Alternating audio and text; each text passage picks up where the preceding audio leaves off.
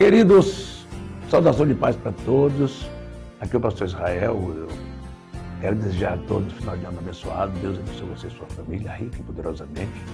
Hoje eu quero trazer uma palavra, eu creio que vai... É uma palavra que eu quero trazer para mim, para pastores e para líderes liderados, sobre o nosso papel de pastor nesse tempo presente.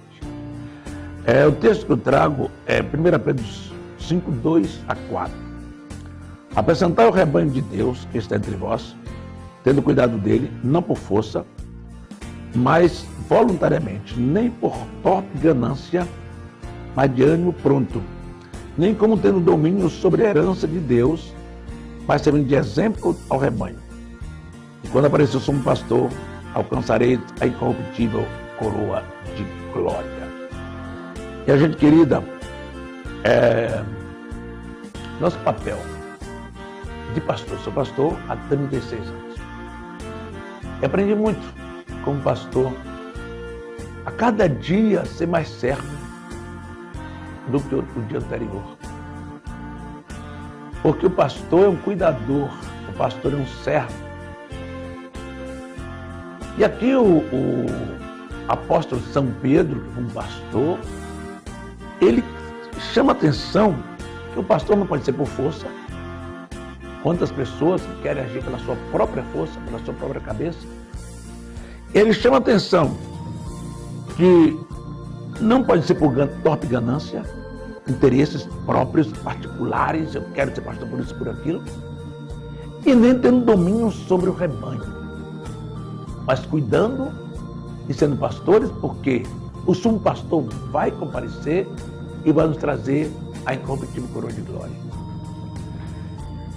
Eu chamo a vossa atenção para algo muito interessante. Nós vivemos uma geração de pastores poderosos. Eu acho que isso é um grande contrassenso ao Evangelho de Cristo. Pastor há de ser alguém que tem a humildade de reconhecer que não passa de servo de Deus e do seu rebanho. Mas hoje vivemos uma geração de pastores hiperpoderosos. Pastores que dominam o rebanho, que esmagam o rebanho do Senhor. E eu, como pastor, estou fazendo uma autocrítica que vale para todos os demais, vale para mim e para todos. De repente, nós temos um momento que isso pode acontecer. E nós questionamos, mas por que pastores tão poderosos, que esmaga todo mundo, que atropela todo mundo? Eu quero chamar a sua atenção que quando Deus nos chamou, chamou gente, chamou pessoas. E pessoas têm temperamento, e pessoas têm psique, e pessoas têm formação psicológica da sua personalidade, pessoas têm temperamento, pessoas têm personalidade.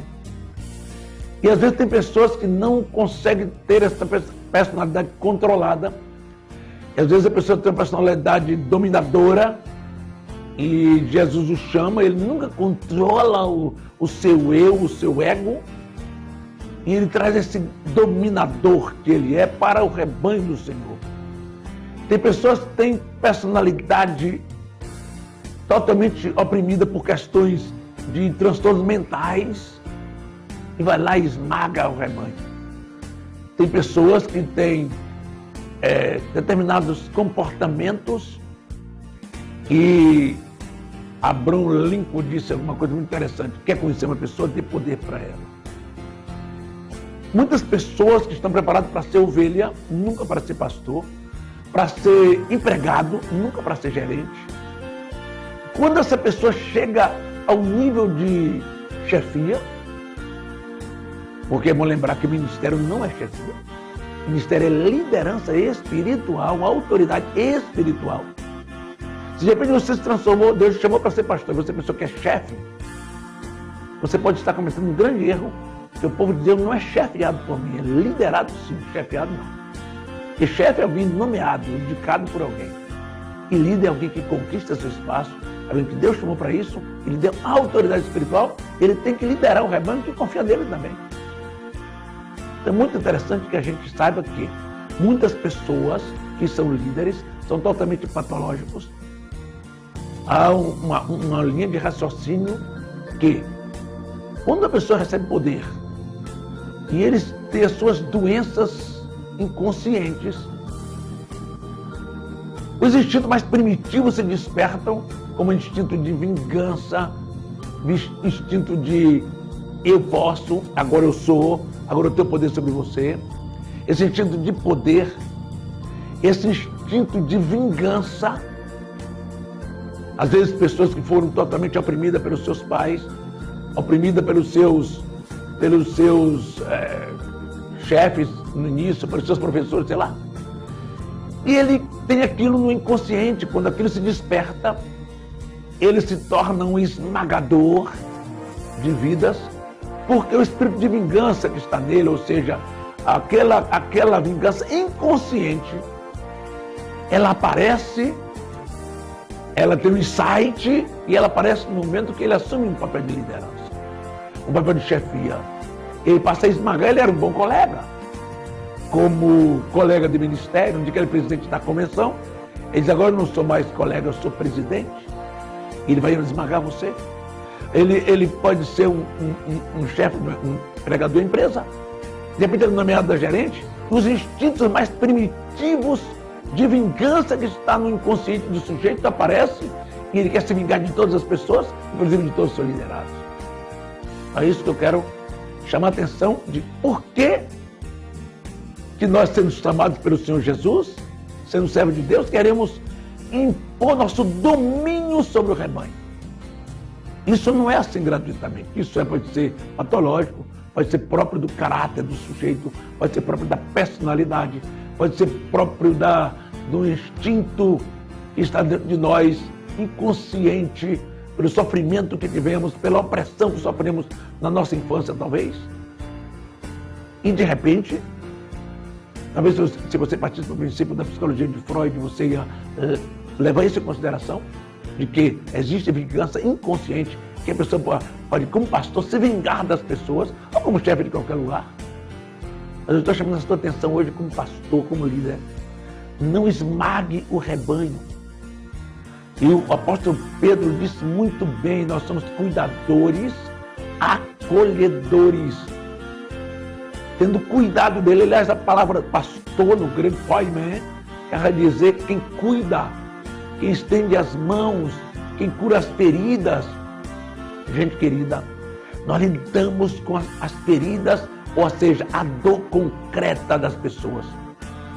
Um pastor, uma igreja está lidando com a dor concreta das pessoas. Não estamos lidando com coisas abstratas assim, com o romance do ministério, ou seja, com o romantismo do ministério, a poesia do ministério, tudo isso é fantástico. Mas nós lidamos com a dor concreta das pessoas, lidamos com a angústia das pessoas, lidamos com os problemas familiares sérios. E a gente não pode ser só romântico no ministério, a gente tem que ser concreto, tem que lidar com os problemas com precisão, com objetividade, e lidar com humildade de reconhecer que nossa graça vem de Deus, que nossa autoridade vem de Deus, que nossa sabedoria vem de Deus, que a nossa bênção vem de Deus, que a nossa virtude para lidar com os problemas vem de Deus. E não do meu diploma de teologia, de psicologia, ou daquilo que eu acho que ser pastor é ser chefe, dos meus conceitos, das minhas crenças, que às vezes nós concluímos conceitos que vêm de outras gerações, de que ser pastor é ser um autoritário, não autoridade espiritual, mas um autoritário sobre o rebanho para esmagar pessoas. Nós estamos mandando gente para o inferno com esse pensamento. É preciso que a igreja seja um lugar de solução, de paz, de cura, de restauração. E quem faz isso, além da própria igreja, é o líder que conduz a igreja por um processo de amor, de cuidado, um processo sem preconceito, sem discriminação, mas um lugar de acolhimento, um lugar de cuidar das vidas, um lugar de salvar vidas. Isto é igreja. A igreja é isso. Nós, pastores, deixemos de pensar que somos poderosos, que temos uma igreja grande e nós temos representação política e que nós podemos negociar isso com um político, vender isso para algum político e de repente a gente começa a envolver com política, com tantas coisas que a gente compromete o rebanho, compromete o nosso ministério, compromete a gente mesmo, porque às vezes nossa natureza, nosso temperamento, nossa personalidade, nossa capacidade de ser líder fica prejudicada por causa da nossa própria personalidade. Às vezes nossa personalidade acaba sendo o nosso obstáculo, ou seja, eu sou o meu maior problema da minha liderança espiritual. Eu sou o maior problema como pessoa, como crente, como gente. O maior problema está dentro de nós. Ou eu trabalho isso com sabedoria, ou eu trabalho isso com equilíbrio, ou eu me torno um problema para o meu rebanho, um problema para a minha igreja, um problema para o povo. Pastores absolutos. Todo poder absoluto corrompe absolutamente, como diz Acton. Todo poder absoluto corrompe absolutamente. Não existe pastores donos da verdade, pastores absolutos, pastores que comandam, destroem e esmagam o rebanho.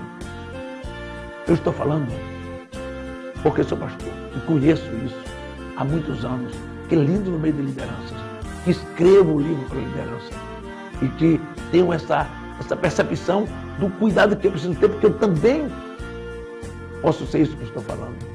Eu também posso ter momentos de autoritarismo, momentos de domínio. E eu preciso deixar Deus dominar minha vida, Deus dominar meus pensamentos. E eu não tenho poder para esmagar pessoas, para colocar gente para fora da igreja. Igreja é lugar de cura, de acolhimento e não de exclusão.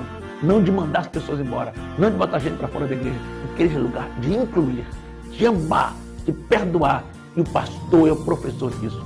O pastor é o condutor desse processo. Meu amigo querido, colega, a responsabilidade que nós temos é muito grande para levar esse povo para o céu. Temos uma responsabilidade imensa. Eu quero chamar a sua atenção, você que é um membro de igreja que está me ouvindo.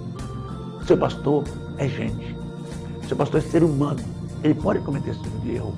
Mas ore por ele, ore pelo pastor, para que Deus trabalhe o caráter do pastor, trabalhe a personalidade do pastor, trabalhe o espírito e a alma do pastor, trabalhe o pensamento, o psique do pastor.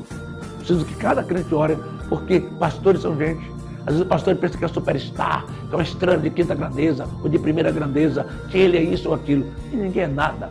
Na verdade, gente, ninguém é coisa alguma. Só tem um que é tudo, que é Jesus Cristo. Jesus Cristo é tudo. Ele é poderoso. Ele é o Senhor. Se nós não entendemos isso, não seremos pastores, não seremos líderes, não seremos nada. Seremos embustes espirituais. Eu preciso ter consciência disso todo dia. Todos nós temos tentado pensar que é grande, que é poderoso, que tem um rebanho grande e você de repente pode fazer o que quiser, pode fazer o que você imaginar, você tem todo o poder para fazer. Não.